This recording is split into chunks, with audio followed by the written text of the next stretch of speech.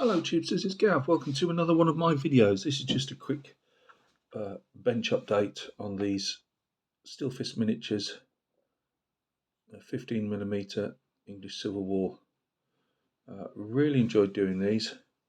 I've got some bases as well, which I've forgotten already. I've forgotten what the length is now. Oh, I don't know. You'll have to wait till they're stuck down, and I'll tell you. But yeah, we got the I think they're coronets, these ones, but normally got the guide on, so the colour. I'm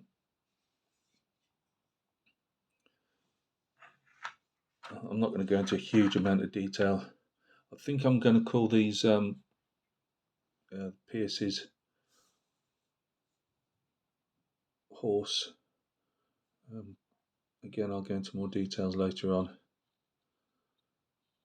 They were at Cheriton, the Battle of Cheriton.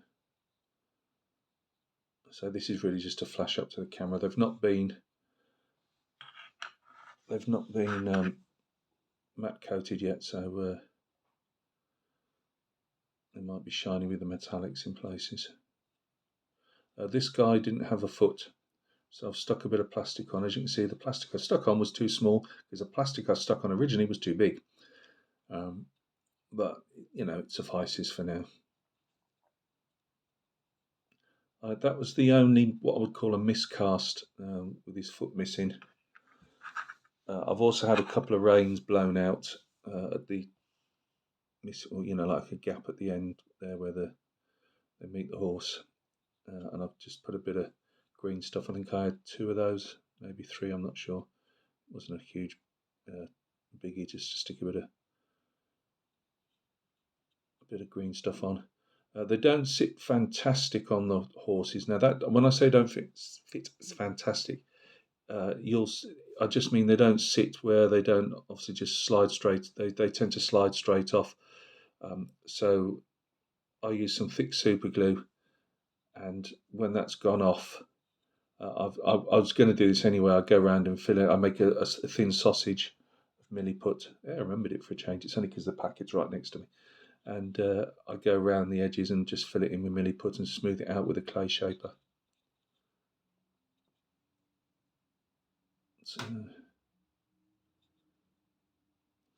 the horse blankets, I did, as you can see, one row I did red and the other blue. I'd seen reenactors with them and a few artworks, probably based on the reenactors. Now this guy here, I couldn't work out if this piece here was a. Oh, look at all the milliput over my fingers. You'll see why in a minute. On his helmet here, I couldn't work out if that was just a bit of clag or if it was part of the helmet. So I've painted it as part of the helmet because I just wasn't 100% sure. English Civil War's a learning curve for me, so I've got a book coming on Hopton's, what you could call West Country Royalist Army, where I'll be basing units. And say Colonel Pierces, they fought in many of the West Country wars. So, I mean, obviously the reds and the blue saddle blankets have been mixed up. It's just a splash of colour. And you could do them leather. I've seen reenactors just with just completely leather ones as well. You put a bit of design on them as well. I've seen those. I quite like that fella's lobster pot there. It's quite a nice one. So what I did with the riders, I just kept trying them on different horses and saw which was the best fit. Now my commander here, Colonel Pierce, he's the only face I'm not happy with, as in there wasn't a great facial detail for me to get going on. It would have to be the commander. Nothing I can do about it. But still a nice figure. Left all the metal swords on. They're in scale. I could make them out of paper clips or staples. I'd have to still bring them down to that scale, and it just wasn't worth it. If I'd had them broken off, I'd have replaced them, obviously. But I've left them on. If they're a bit wavy at 15mm, you're not going to, looking down on them, you're not going to see them. This is the other gentleman of quality. So I've given him some stripy trousers. But again, lovely figures to paint. Our Little Lances is right; they are really nice figures. You know, all the faces are lovely. Apart from, I'm not happy with that main commander, but I'd already chosen him as my leader, for this unit. So, and again, when they're on let's face it, when you stood over them, you're not going to see those faces really. We often paint for the camera really more than for the table, or I do anyway. You could do with these as well. The buff jackets, they sometimes just had jerkins on, so you could actually paint the sleeves, like a jacket sleeve instead. I've just painted them all as buff jackets. I'll just put a motif on here. Now this unit, there's no corroborating. That's probably the better word, as in what the actual colours were. I want to say colours, not just. Well, obviously most of cavalry tended to be in buff jackets anyway. But for the musician here, I put a rough-looking crown and a bit of a motto. Yes, I know you can't see anything there, but you're not supposed to. It's just at this scale, just put shapes. That's all you need. Nobody's going to see. I put a yellow, like a yellow tape around his saddle, just because I thought he needed it. Same with the coronet there with the colour. And just the officer, I gave him a gold, some metallic gold around the side.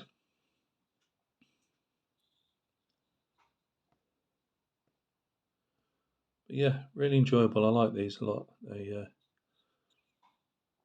really floated my interest. So as I say, I've got a book on Sir Ralph Hopton. I think it's Ralph Hopton.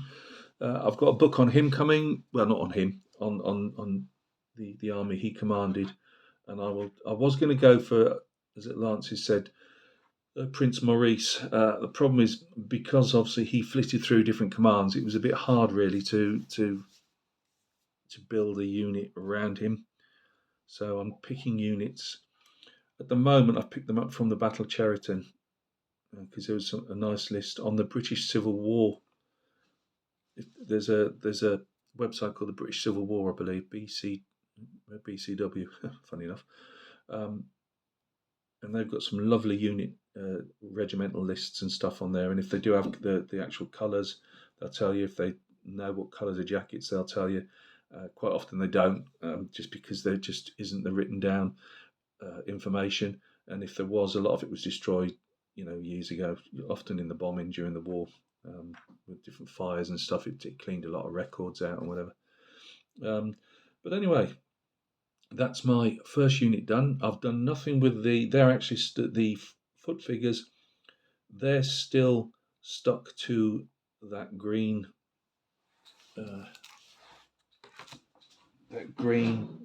plastic base. I'm just measuring as I talk, just so I can actually tell you what I've gone with. These are quite large bases. I will put it under the phone camera in a minute, but I don't know if you'll see it properly. 120 frontage and 80 on the side is the base. So they're quite whacking big bases, but I wanted bases I could do a bit of, have a fair bit of space for things, and I went with those. So I could get all my cavalry, or my horse, let's put it that way, whether they are horse, as cavalry or dragoons, because dragoons then were more mounted infantry. I can do those on those bases. I can do the infantry now. The small unit I've got will look quite small on that base, but I don't mind, because there was a fluctuation in unit sizes, obviously. Now, that is an Oxford. The King equipped the army in Oxford, I think, in 1643, with those Montero caps and coloured uniforms to a degree. I got that because I just wanted to see what they were like as figures. I'd seen little lances, but I didn't want to go all in. I wanted a unit of cavalry and a unit of infantry, and that was already a pre-bagged unit, where the others you tend to buy a bag of shot and a bag of pike, a bag of command, and then you make your own units up. So would that unit have been equipped. I mean, Hopton's units did fight in Oxford and that later on, I believe. But would there have been, say, in the West Country and that? I'm not sure in those uniforms. It'll just, it'll be what it'll be. I'll probably pick an Oxford an Oxford raised regiment, even if they didn't fight in the West, just because I've got them here. I still haven't ordered any pikes yet. I've got to go off and order those as well. So anyway, that's the unit so far. This one will be up for basing once they've had some varnish, probably tomorrow. And I will start cleaning up the infantry that I've got, that Oxford raised or Oxford equipped infantry unit. I'm just about to go around and brown line the last of these